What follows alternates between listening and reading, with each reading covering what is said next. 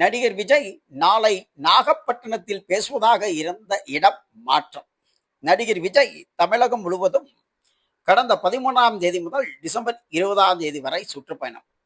இந்த பயணத்தில் கடந்த 13ஆம் தேதி திருச்சி, அரியலூர் பகுதியில் பேசிய விஜய்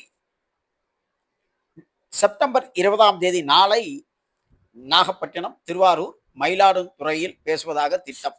இந்த சூழலில் நாகை அவுரித்திடலில் நடிகர் விஜய் பேசுவார் என்ற நிலையில் தற்பொழுது இடம் மாற்றம் செய்யப்பட்டுள்ளது.